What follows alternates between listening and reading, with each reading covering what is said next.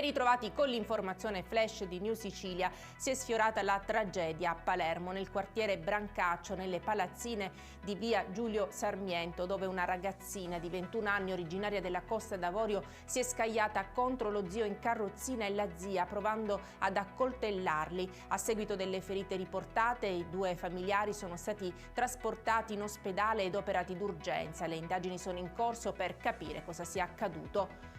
Ogni anno si presenta lo stesso problema. A dicembre si comincia a pensare che per tornare in Sicilia in aereo bisogna pagare dei salassi.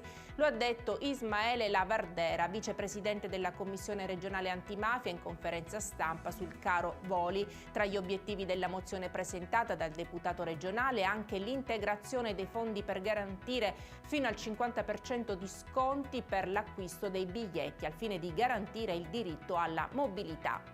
Era interdetta al traffico la via teatro dell'incidente mortale avvenuto nelle prime ore dell'alba in via Aldo Moro, in territorio di Gravina di Catania. A perdere la vita è stato Giuseppe Arena, 49 anni, residente a Mascalucia. La vittima viaggiava a bordo di uno scooter quando intorno alle 5 del mattino, questa è l'ipotesi, avrebbe imboccato la via pur non potendo perché la transenna che ne impediva il passaggio era stata divelta dal vento. Rapina nel cortile del plesso scolastico Nuova Masseria Moncada dell'Istituto Fontana Rossa. 4 giovani tra i 15 e i 20 anni sono stati aggrediti da persone armate ed incappucciate.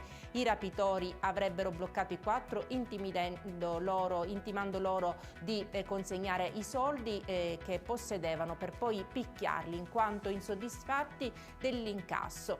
Sono in corso le indagini. E con questo per adesso è tutto, grazie per averci seguito e arrivederci.